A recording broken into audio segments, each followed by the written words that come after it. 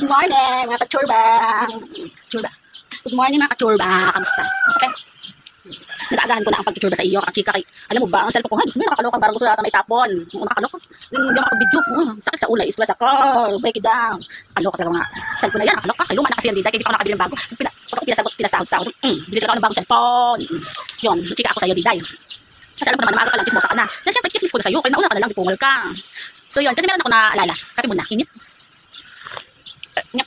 So, naalala ko. So itong isang babae na to, naging solong anak siya. Pero may mga kuya siya. Pero naging bunso siya. Kahit na sabihin natin bunso siya, andyan mga kuya niya, tatlong kuya niya, siya nag-iisa. Kahit na, naasikaso siya, naalagaan. Kasi nga, isa lang siyang babae. Pero itong babae na to, naging, hindi man siya naging masaya palagi. Kumbaga, masaya kasi nandiyan yung parents niya lagi, naasikaso siya, yung mga kuya niya nababantay, napapakain. Kasi nagkaroon ng nagkaroon siya ng mga kapitbahay na napakadaming bata, Diday. Oo, ang dami ng mga kapitbahay na bata na halos mga pusa akong mga anak. Kakapanganak pa lang ngayon, bago siguro mga ilang buwan pa lang. Buti siya naman. Tapos ang maging kasiyahan nung babae na ito, ang daming babae ang naging anak. Kasi bawat nalalabas na baby, puro mga babae. So itong babae na to, halos doon na matulog mag-asikaso, doon sa kapitbahay. Ewan ko ba naman dyan, bakit pati kapitbahay, inaasikaso, mga samantalang sa bahay, tayo siya, laro-laro lang. Pero siya, nasa kapitbahay. Yun, inaasikaso yung bata. Yung pala, na-request pala niya yung sa parents niya na magkaroon siya ng kapatid na babae. Kasi nga may mga kuya na siya, solo siyang babae na baby siya. Gusto niya magkaroon siya ng panibagong kapatid na babae. Ayun talaga na-request sa kanya sa parents niya. Araw-araw inaano niya sa parents niya na gusto niya ng baby. Gusto ko ate siya, gusto niya maging ate.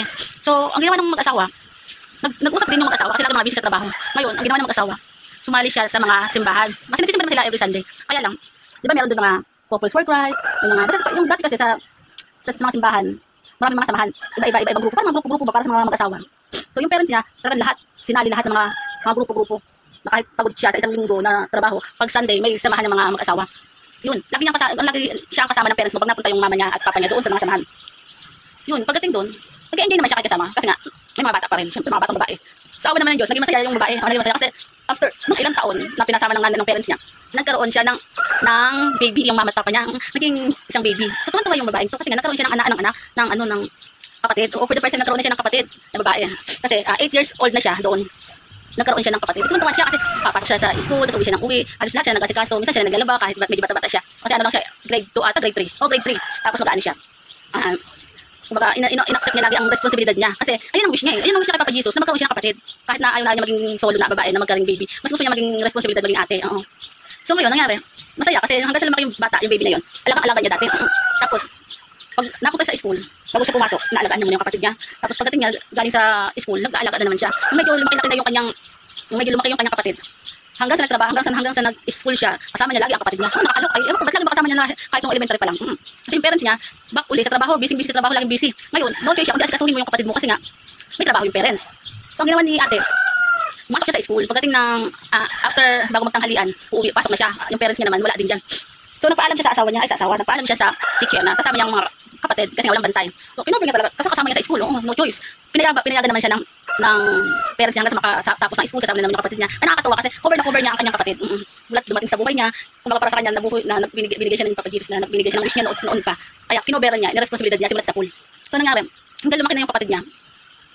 Siya nag-asikaso hanggang sa nagkaroon siya ng trabaho. Nagkaroon siya ng trabaho pero yung kapatid mo medyo high school pa siya nagtatrabaho. Pero nagtatrabaho siya, asikaso na naman siya kasi may mga nasunod na naman yung mga kapatid. Hindi niya akalain sila bibigyan niya na isang kapatid na babae kasi ngayon ang wish niya nagkaroon ng kapatid. So dinagdagan siya ng pangatlong babae hanggang sa naging balo silang kapatid. So naging 4 silang babae. So no choice, responsibility pa rin niya hanggang sa nung mag-aaral na yung kapatid niya, nag-graduation na yung kapatid niya sumunod sa kanya. Tapos yung kapatid niyang unang-una na naging unang babae niya, cover na sobrang close silang dalawa. Kasi nga, siya yung unang-unang babaeng kapatid na na-request niya, ayun ang naging binigay sila ng Diyos. So, ang nangyari, hanggang sa lumaki sila mga kapatid, naging isa sila, lagi magkausap, kahit sila nagkikita, hanggang sa yung ate niya, hanggang sa itong ate na to, nagkaroon ng sakit. Hindi niya akalain na nangyari sa buhay niya na to na, kasi nga marami siyang responsibilidad. Itong kuya na to kasi, maraming responsibilidad na hindi niya kailangan isipin na dapat niyang gawin. Kasi nga, ang masaya sa kanya, maging trabaho lang trabaho. Kasi pag siya magtrabaho, ang mahalaga sa kanya, sa dami niyang responsibilidad kahit wala siyang asawa, wala siyang anak, pero marami siyang inaalagaan. Bukod pa siya magtrabaho. So, pag siya sa trabaho, nagkaroon siya ng sakit. So, kaya ang naging masaya doon sa atin na to, dahil simulat sa pool, nagkasakit siya, kinover siya ng responsibilidad naman yung mga kapatid niya. Mga kapatid naman niya ang nag-responsibilidad bilang ate. Kasi, yung ate mo, siya naman yung sumunod sa kanya, sa ate mo. Sinunod niya ang responsibilidad ni ate. Kasi wala rin siyang asawa, wala rin siyang boyfriend. O nakipag-relation para mag-enjoy. Kaya masaya din ang ate niya na kahit magkalayo sila, hindi sila, ang bawat isa nilang dalawa ay nag-usap-usap palagi. Yun. Sa totoo lang, ito talaga, in the ending, ito pinaka-ending natin kwentuhan, dahil mga chismosa, ito talaga ang kwento. Ako talaga si ate.